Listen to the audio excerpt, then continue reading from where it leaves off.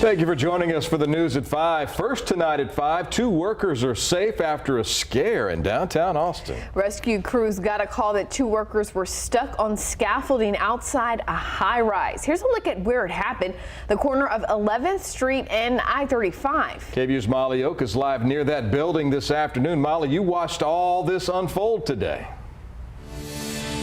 And Brian, Ashley, as you can probably tell, it's a little windy out here, so and we're on the ground. Imagine if you're up 175 feet up in the air, that scaffolding still up there, still broken. The scene has changed a bit though. Earlier today, fire crews, EMS all around that building. And while most of the first responder crews were down on the ground, there was a crew way up on that roof, which I'm told is over 300 feet high.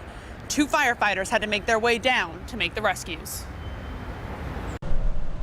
174 feet above the ground, 2 workers left hanging this morning after fire crews say a wire got caught in the motor. Initially, Austin Fire Department says it hoped the workers would be able to solve the problem. When that didn't happen, option 2 was sending fire specialist Shane Turner over the edge. They had been up there for quite a while. They had experienced a pretty good fright. Assistant Chief Brandon Wade says they hoped Turner would be able to fix the malfunction. When it was apparent that that was no longer going to be an option, we had to send rescuers over. Another firefighter rappelled down, joining Turner and the 2 workers. The plan? Have each firefighter rappel down with one of the workers.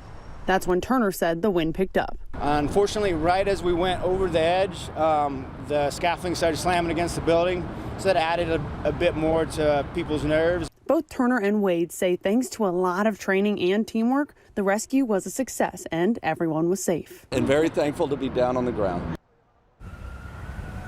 You know, I mentioned training in that story. The firefighters were saying how they have a special operations division, and rescues like this are just one example of why they do that training all the time. Brian and Ashley, I think it's safe to say the training paid off today.